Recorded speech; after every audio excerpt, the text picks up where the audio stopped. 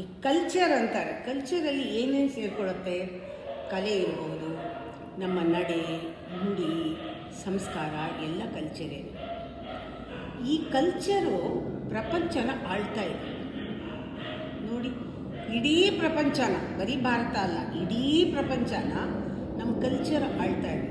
ಎಲ್ಲ ದೇಶದಲ್ಲೂ ಇದ್ದಾರೆ. ನಮ್ಮ ಭಾರತದವರು ಎಲ್ಲ ದೇಶದಲ್ಲೂ, ಎಲ್ಲ ಕಂಟ್ರಿನಲ್ಲೂ ಇದ್ದಾರೆ. ಬೇರೆಯವರು ಎಲ್ಲ ಕಂಟ್ರಿನಲ್ಲೂ ಇರ್ತಾರೆ. ಅದರಿಂದ ಪ್ರಪಂಚನ ಆಳ್ತಾ ಇರೋದೇನೆ ನಮ್ಮ ಕಲ್ಚರ್. ಬಾಲಿವುಡ್ ತಗೊಳ್ಳಿ, ಎಲ್ಲ ಕಡೆ ಇನ್ಫ್ಲುಯೆನ್ಸ್ ಆಗುತ್ತೆ. ಹೋಟೆಲ್ ಅಂದ್ರೇನು?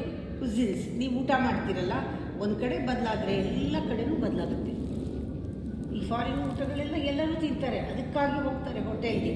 ಇಟಾಲಿಯನ್ ಅಂತೆ, ಸ್ಪ್ಯಾನಿಷ್ ಅಂತೆ ಅಂದ್ಕೊಂಡು. ನಮ್ಮ ಇಂಡಿಯನ್ನು ಅವರೆಲ್ಲ ಇಷ್ಟಪಟ್ಟು ತಿಂತಾರೆ.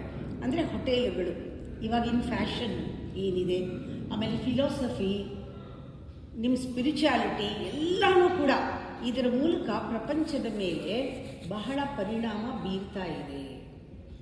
ಏನೇ ಆಗಿರಲಿ, ಅದು ಒಳ್ಳೇದು ಬೀರಲಿ ಕೆಟ್ಟದ್ದು ಬೀರಲಿ, ಇದು ಆಮೇಲೆ ಕಾನ್ಸಿಕ್ವೆನ್ಸು. ಎಲ್ಲರೂ ಜವಾಬ್ದಾರರು ಅದಕ್ಕೆ. ಯಾಕೆ? ಈ ದೊಡ್ಡ ಪ್ರಪಂಚ ಅನ್ನೋದು ಒಂದು ಕುಟುಂಬ.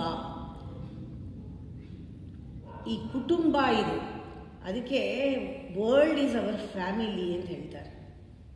ಪ್ರಪಂಚದ ಮೇಲೆ ಬೀಳ್ತಾ ಇದೆ ಅಂದರೆ ನಮಗೆ ಆಗ್ತಾ ಇರೋ ಹಾಗೆ. ಎಲ್ಲೋ ಇಟಲಿನಲ್ಲಿ ವಾರ, ಇನ್ನೊಂದು ಕಡೆ ಇನ್ನೊಂದಾಯಿತು, ಇನ್ನೊಂದು ಎಲ್ಲ ಕೂಡ ನಮ್ಮ ಈ ಭಾರತ ದೇಶದ ಮೇಲೆ ಒಂದು ಇನ್ಫ್ಲೂಯೆನ್ಸ್ ಆಗೇ ಆಗುತ್ತೆ. ನೀವು ಯಾವ ಮೂಲೆಯಲ್ಲಿದ್ದರೂ ಆಗುತ್ತೆ. ಅದರಿಂದ ನಮಗೆ ಆ ಭಾವನೆ ಬಂದುಬಿಡಬೇಕು. ನಾವು ವಾಸುದೇವ ಕುಟುಂಬಕಂ ಅಲ್ವಾ? ಹಾಗೆ ಏನೇ ಆಗಿರಲಿ, ನಾವೆಲ್ಲರೂ ಕೂಡ world family. Include world family when you remember the world family. ನೀವು ಫ್ಯಾಮಿಲಿ ಅಂತ ಬಂದರೆ ತಕ್ಷಣ ವರ್ಲ್ಡ್ ಫ್ಯಾಮಿಲಿ ಅಂತ ಬರಬೇಕು.